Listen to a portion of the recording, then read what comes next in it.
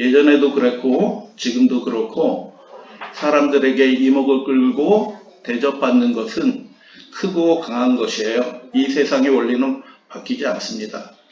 잘생겨야지, 탁월해야지, 커야지, 강해야지 대접받는 그런 시대에서 우리 주님께서 천국을 비유로 말씀하셨는데 아주 보잘것없는 것으로 비유해서 말씀하셨어요.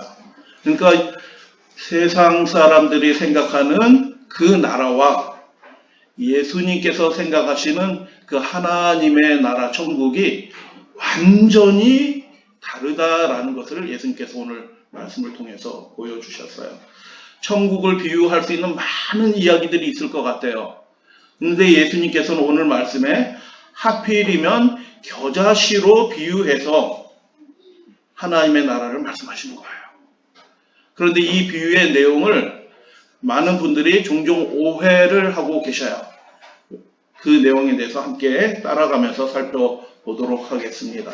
마태복음 13장 또 비유를 베풀어 가라사대 천국은 마치 자기 밭에 갖다 심은 겨자씨 한 알 같으니 라고 그렇게 말씀하셨어요. 이 예수님의 말씀은 마치 무엇과 같으니 라는 이 말씀은 천국이 겨자씨라는 뜻은 아니에요. 천국이 겨자씨라는 그런 뜻이 아니고 겨자씨가 심겨진 그 밭에서 벌어지는 어떤 일들이 천국에서 벌어지는 천국의 어떤 상황과 유사하다라는 그런 뜻이에요. 겨자씨를 그 채전 밭에다 심어놓은 그 상황으로 벌어지는 어떤 일들이 있는데 그 어떤 일들의 모습이 천국의 어떤 모습과 유사하다라는 그런 말씀이에요. 여러분, 제가 노래 하나 불러드릴게요. 따라하지는 마시고 동해물과 백두산이 어떻게 된다고요? 마르고 닳도록 이렇게 우리 애국가가 그렇게 돼 있잖아요. 동해물, 우리나라 삼면 바다 중에서 제일 큰 바다고 제일 깊은 바다예요. 백두산, 우리나라 산들 중에서 제일 크고 높은 산이에요. 그 동해물이 마를 때까지, 그 백두산이 닳아 없어질 때까지 이 나라가 영원하고 위대하고 축복받는 나라가 될지어다 라고 하면서 이 작사를 그렇게 한 거예요. 모든 나라 사람들이 자기가 속한 그 나라가 위대해지기를, 장대해지기를, 크게 되기를 원하는 것입니다. 그런데 예수님께서 그 하나님의 나라, 이 우주보다 광대하신 하나님의 나라를 비유하시는데 그 예수님의 말씀을 듣던 예수님이 천국 말씀을 하시네 하면서 듣던 그 청중들이 기대했던 천국의 모습, 하나님이 통치하시는 하나님의 나라의 모습은 어떤 모습이었을까요? 예전이나 지금이나 대접받는 것은 크고 강한 것이 대접을 받습니다. 어쩔 수 없어요. 육신이니까. 그리고 교회를 선택할 때도 굉장히 잘 갖추어진 교회, 크고 서비스가 좋은, 프로그램이 좋은 교회를 사람들이 선택하게 되는 것입니다. 예전에 하나님이 은혜를 주셔서 성도들이 많이 늘어나서 교회를 아주 짧은 시간에 증축, 건축을 하게 되었는데 그때 우리 교회에 다니는 어린이와 같은 학교에 다니는 다른 어린이하고 싸움이 붙었어요. 여자아이들끼리 싸움 붙었는데 우리 교회에 다니는 아이가 뭐라고 하면서 걔를 쏘아붙였냐면 교회도 조그만 교회 다니는 것이 이렇게 하면서 우리 교회가 이제 증축해서 커졌거든요. 4층 건물이 됐거든요. 그러니까 그 동네에서 비슷비슷한 교회인데 그 교회도 작고 우리 교회도 작은 교회인데 큰 교회 벌써 우리 교회는 벌써 다 눈에 띌 만큼 이렇게 되니까 자부심이 생긴 거예요. 여러분, 세상 사람들이 하나님을 잘 모르는 분들이 가톨릭 교회에 대해서 어떻게 생각해요? 정치인들이 가톨릭 교회에서 어떻게 생각하나요? 함부로 하지 못해요. 왜냐하면 큰 교회예요. 굉장히 큰 교회고 정치적인 역량들이 있는 교회이기 때문에 함부로 대하지 못하는 교회예요. 여러분, 이 세상에서는 무엇이 대접받냐 하면 크고 강한 것이 대접받는 그런 세상인 것입니다. 그런데 예수님께서는 그런 세상에서 하나님의 나라가 마치 겨자씨 한 알이 심겨진 그런 상황과 같다라고 말씀하시는 거예요. 겨자씨가 심겨진다고 무슨 커다란 변화가 생겨날까요? 겨자씨는 저는 직접 봤어요. 그곳에 가서 요만해. 눈에 보이지도 않아요. 그 겨자씨 한 알이 심겨진다고 커다란 변화가 일어날까? 왜 예수님께서 이런 말씀을 하셨을까?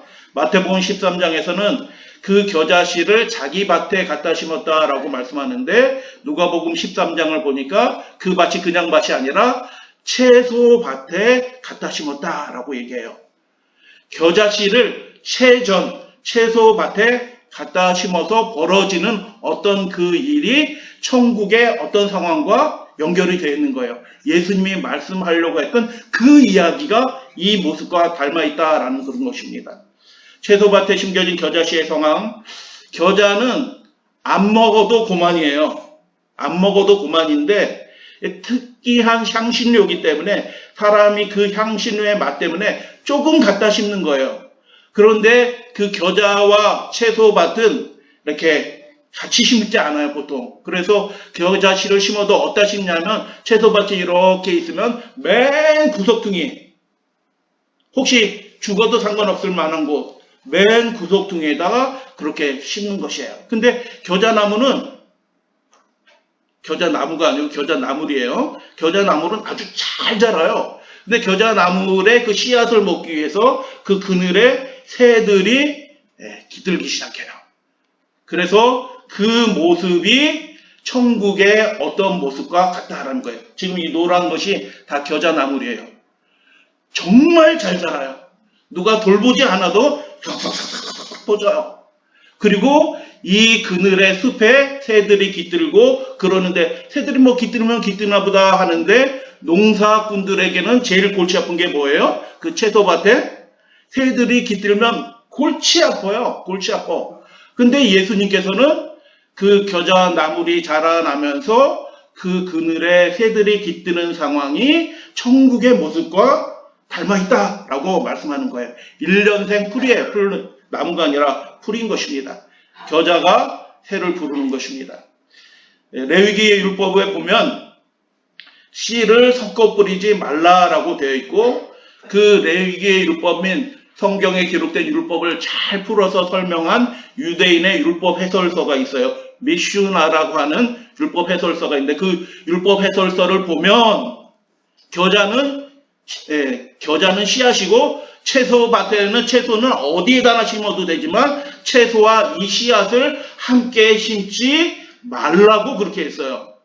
함께 심지 말라라고 말씀하셨기 때문에 그들이 어떻게 해요? 먹긴 먹어야 되기 때문에 그 겨자씨를 채소밭에 심어도 어디다 심는다고요? 저 구석퉁이 변두리에다가 조금 일부 갖다 심었다라고 예수님이 그렇게 말씀하시는 거예요. 성스러운 채소밭에 속된 겨자씨를 뿌려서는 안 된다라고 규정이 되어 있어요. 그렇게 천대받는 존재가 겨자씨였습니다. 농부의 그 텃밭에는 심겨질 수 없었어요. 애당초 없었지만 조금 땅덩어리를 조금 자리를 얻어서 겨우 자리를 자비한 비천한 식물이었습니다. 그리고 겨자나물은 심지 않아도 사실은 들판에 그냥 막 자라기도 해요.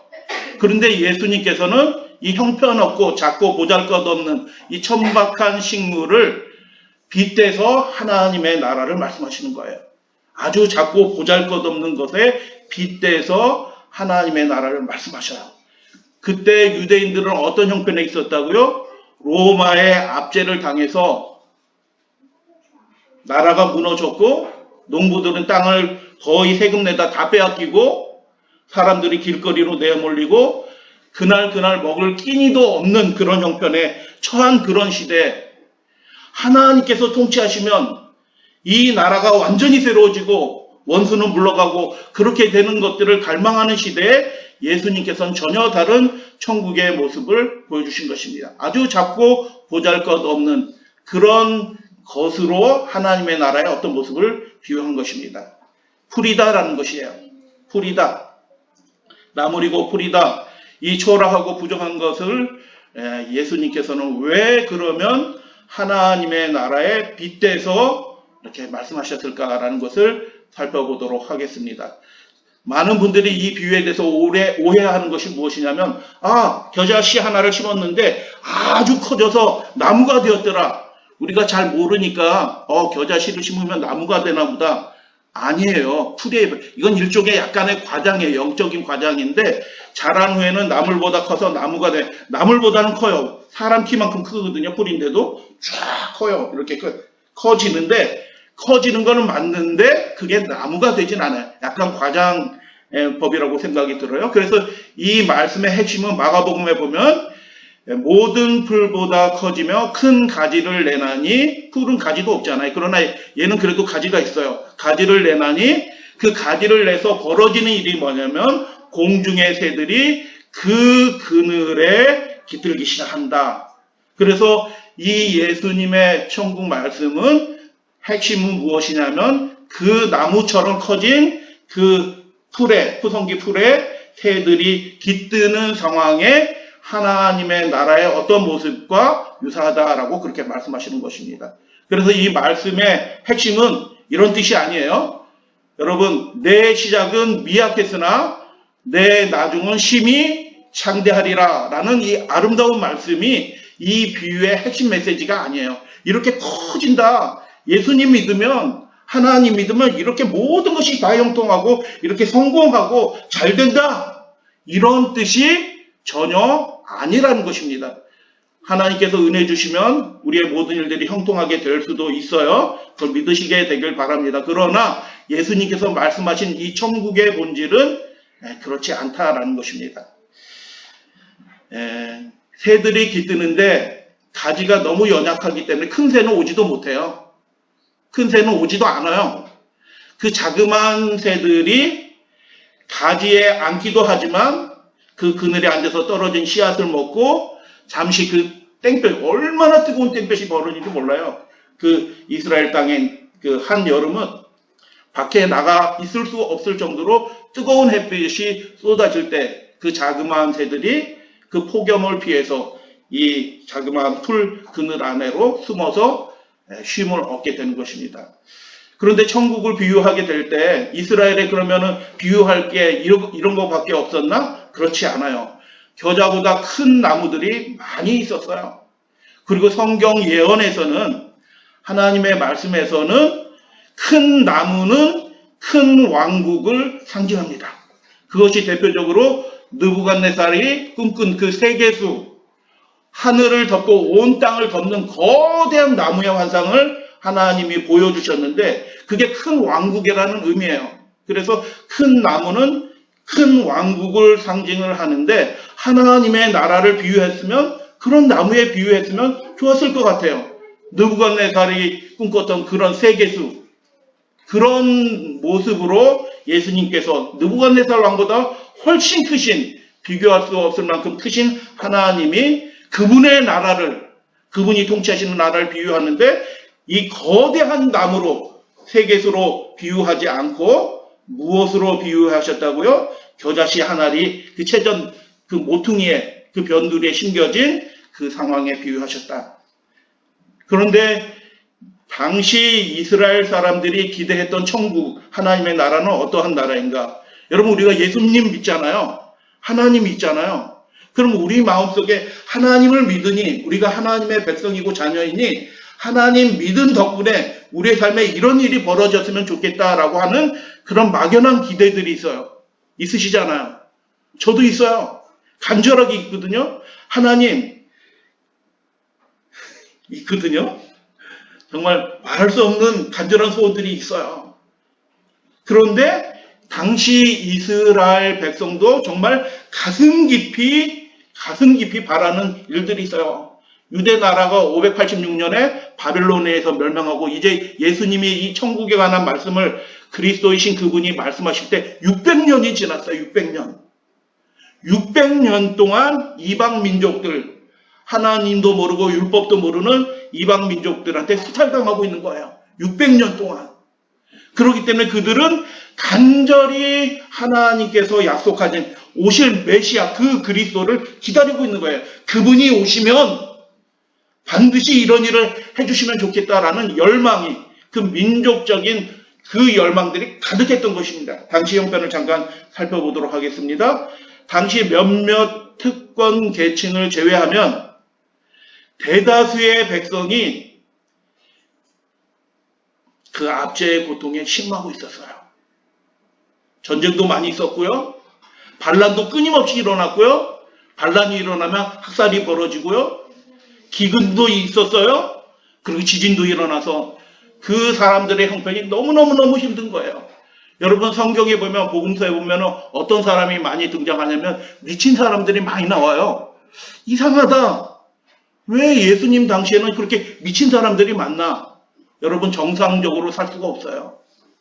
자기 가족들의 일부가, 형제들이, 친척들이 그 난리통에서 죽어나가고, 아이들이 혼자 크고 버려지고, 기근이 있고 먹지 못해서 죽는 사람도 생겨나고, 지진이 일어나고 집이 무너지고, 그리고 강력한 나라가 다스리면서 강제로 세금을 한 50% 이상씩 떼가고, 이렇게 되니 그들 가운데 온전한 정신으로 살아가는 것 자체가 힘든 그런 시대예요.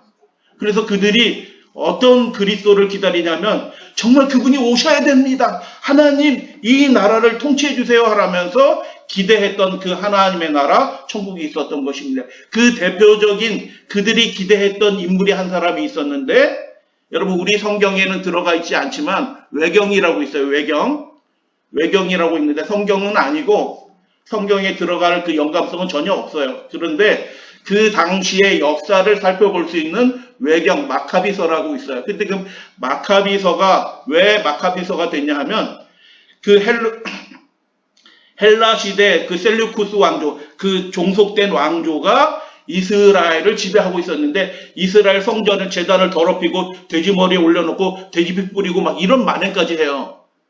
여러분 하나님을 예배하는 그 예배를 이 왕조가 모독하는 거예요. 그때 이스라엘 사람들이 어떻게 하냐면 일어났어요. 근데 일어난 한 사람이 누구냐 하면 마카비예요. 그래서 짧은 시간 동안 아주 일부 영토를 회복해요.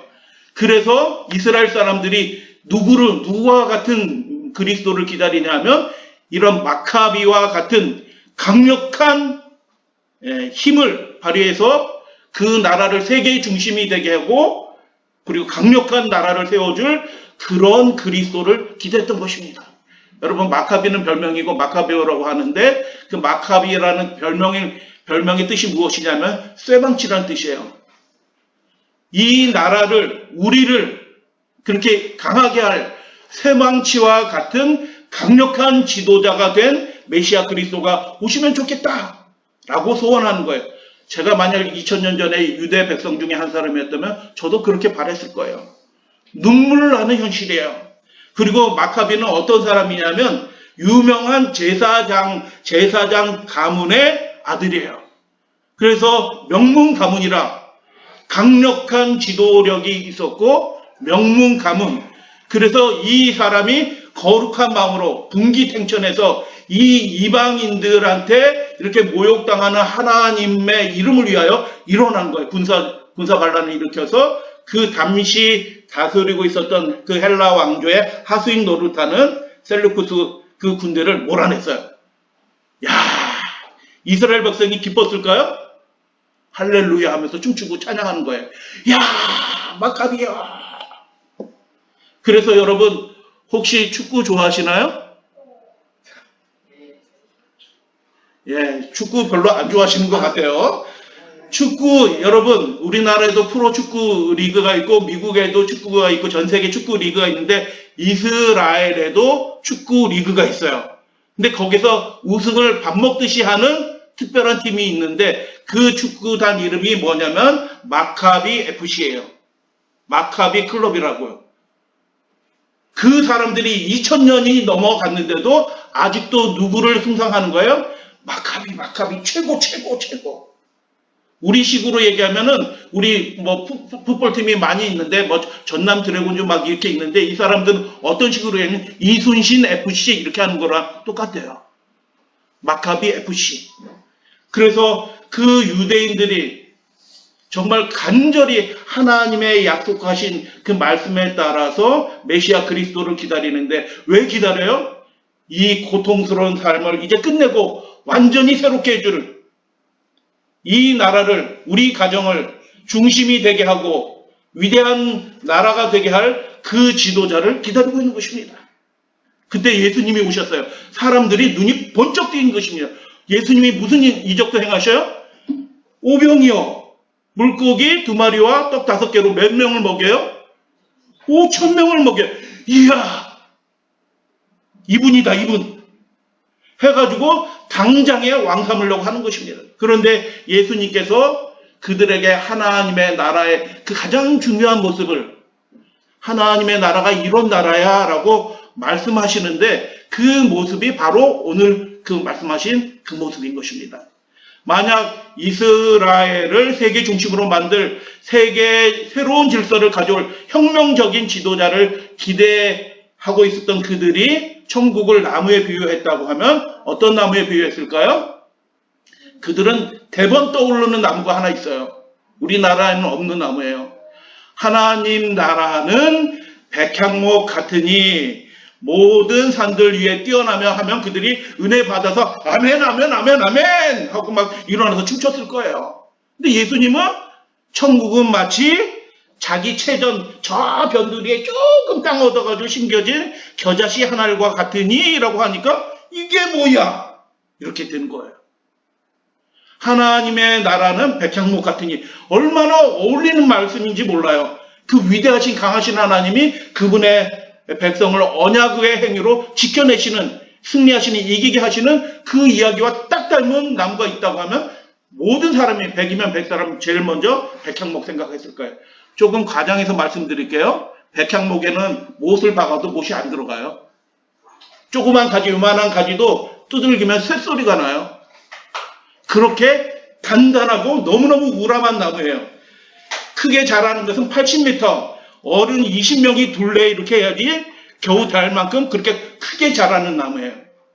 성전 건축에 사용이 됐어요. 보아스와 야긴이 백향목으로 지어졌잖아요. 그리고 성경 예언을 보면은 회복되는 이스라엘을 상징하는 나무가 백향목이었어요. 그러니까 예수님이 그 회복된 이스라엘을 회복하는 예수님이 오셨는데, 그리스도께서 오셨는데 그분이 비유하신다고 하면 당연히 예언의 말씀에 따라서 하나님의 나라는 여러분 고생 많이 하셨지만 이제 하나님께서 통치하시니 백향목과 같은 나라가 될 것입니다 라고 하면 그들이 당장 그것이 이루어지지 않더라도 은혜 받았을 거예요. 하나님 아멘 아멘. 예수님 믿으면 여러분의 모든 일들이 형통할 것입니다. 아멘. 아멘 아멘. 저도 아멘 할 거예요. 근데 여러분, 기독교 신앙의 본질, 예수님이 말씀하신 천국의 본질은 그게 아니에요. 하나님 믿고 예수님 믿으면 모든 일이 형통하게 된다. 그거는 사기꾼이에요. 예수님은 그런 말씀하신 적 없으셔요. 하나님이 그걸 보장해 주지도 않으셔요. 그러나 우리의 기도를 들으신다는 것을 여러분 믿으시고 매일의 양식을 위해서 그렇게 기도하시면 좋겠어요. 여러분, 실제로 그렇기 때문에 어떤 나라의 국기에는 이 백향목이 그려져 있어요. 그래, 맞아요. 레바논 국기가 백향목으로 되어 있어요. 백향목은 그 나라의 정체성, 위대한 나라다, 장대한 나라다, 영구한 나라다라는 것을 상징할 만한 그 대표적인 나무예요. 레바논 백향목. 그래서 이스라엘은 백향목도 있지만 백향목과 더불어 견줄 만한 아주 우수한 나무들이 있어요. 여러분, 종려나무 아름답습니다. 종려나무 열매 먹어보셨어요? 굉장합니다. 여러분, 그 외에 무슨 나무가 있어요? 무화과나무. 이야, 이스라엘 사람들에게 이거는 그 겨울 내내 지나면서 봄에 딱 첫 열매 열리는데 먹으면은 기분이 너무너무 좋아져요. 감람나무 영생하는 나무처럼 보여요. 죽지가 않아요. 옆에서 가지가 또 나오고.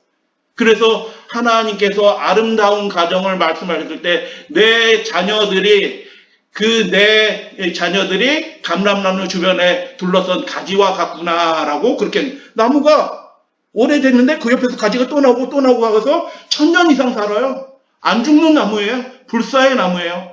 그리고 그 이스라엘에는 아름다운 나무가 또 있는데 뭐예요? 포도나무. 정탐꾼들이 이렇게 메고 온 그 포도나무. 그래서 이스라엘에는 백향목 외에도 정말 천국을 하나님의 나라를 상징할 만한 굉장히 우수하고 아름다운 나무들이 많이 있어요. 근데 예수님께서는 하나님의 나라를 겨자, 나물에 비유한 것입니다. 왜 그렇게 하셨을까요? 이 변두리에 심겨진 작은 씨에 비유하신 그 이유가 있는 것입니다.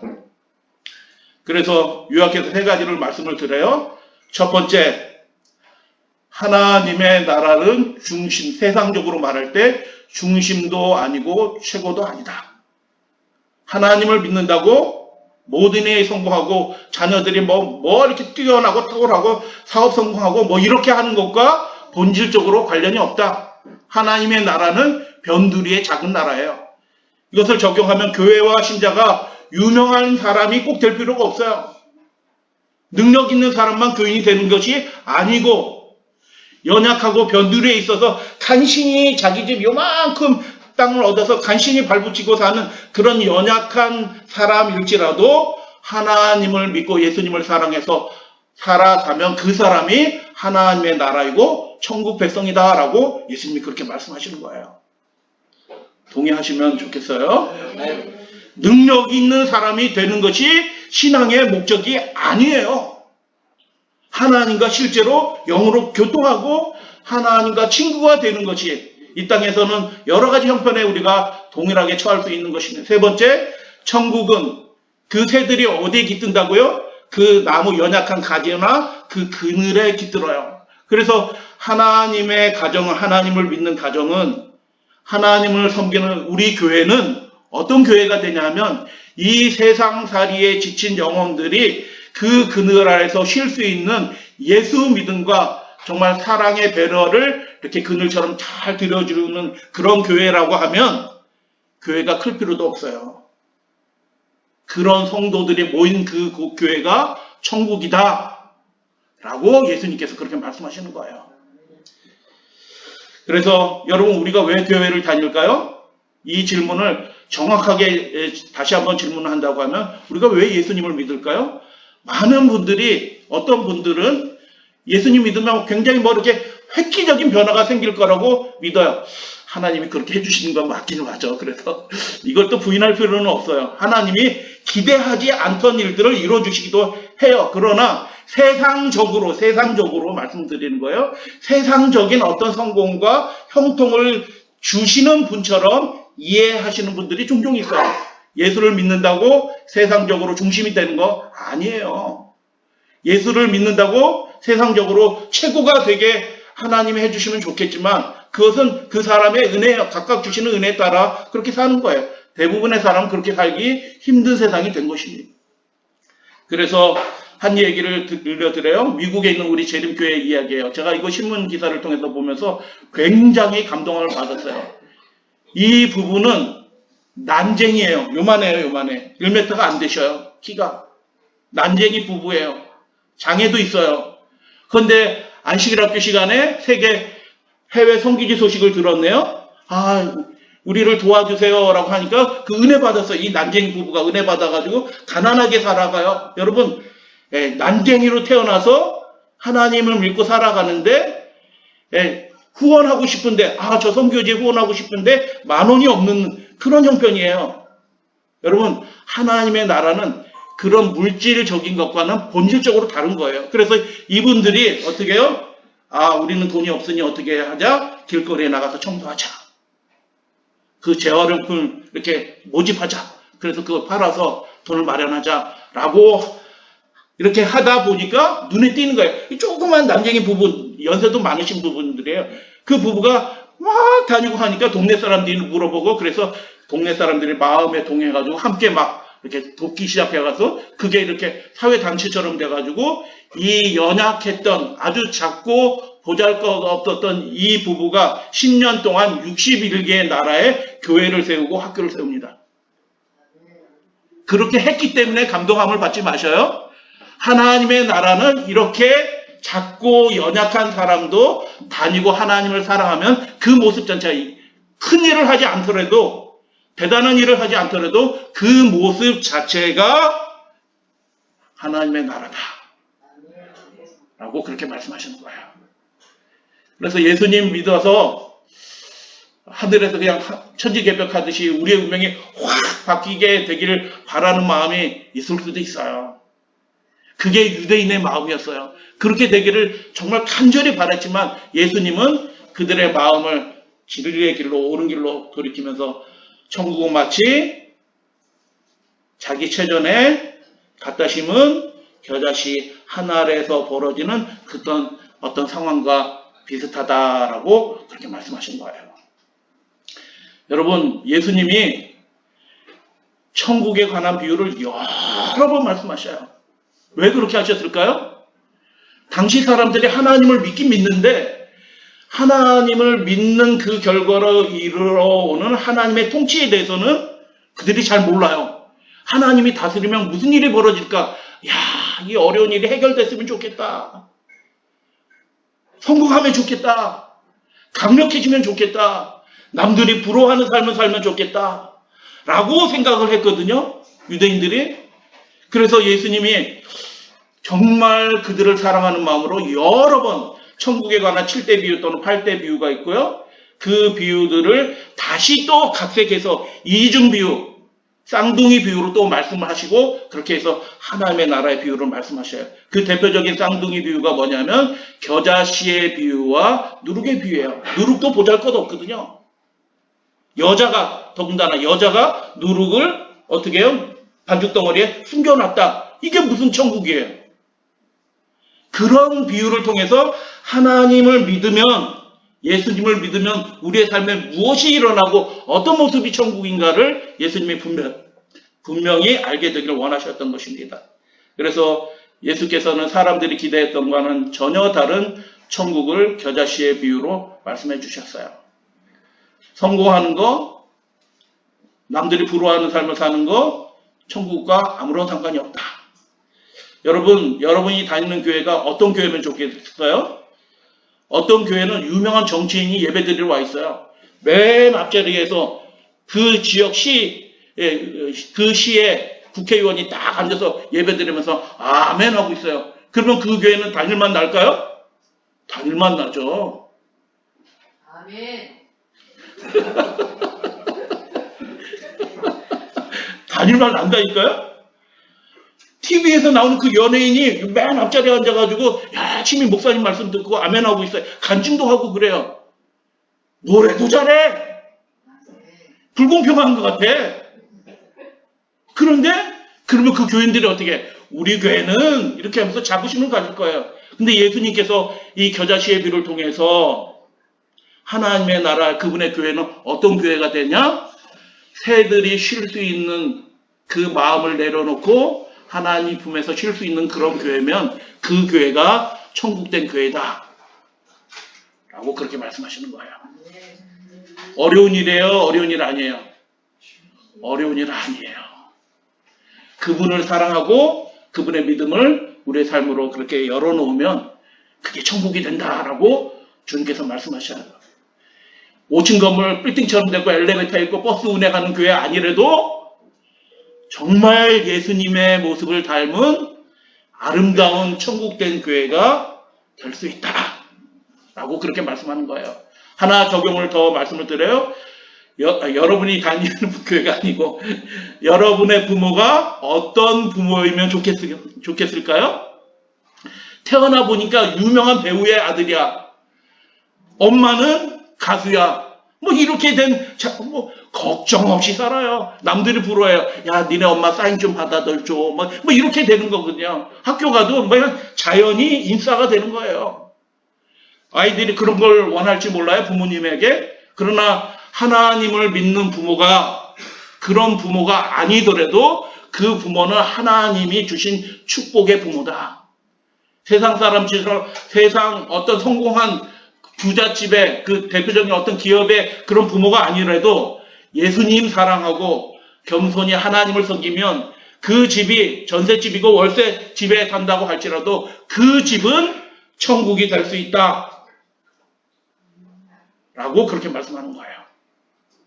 여러분, 그래서 하나님의 나라를 이뤄가는 교회, 하나님의 나라를 이뤄가는 그런 가정이 제일 위험한 요소는 뭐냐면 성공하려고 너무 세상적으로 성공하려고 애를 쓰는 거예요. 눈에 오직 그것만 바라보면서 성공해야지. 야, 이번에 뭐 어떻게 해야 되는데, 이렇게 돼야 되는데, 뭐 이렇게 그런 강박관념에 사로잡힐 때 우리가 무엇을 잃어버려요? 우리 삶의 가장 소중한 분, 천국 그 자체 대신 예수님을 잃어버리고 우리의 모습을 통해서도 천국이 드러나지 않게 되는 거예요. 그래서 예수님께서 천국의 본질에 대해서 오늘 말씀을 해주시는 거예요. 하나님의 나라에서 핵심적인 것은 외형적이고 물질적인 것 아니다.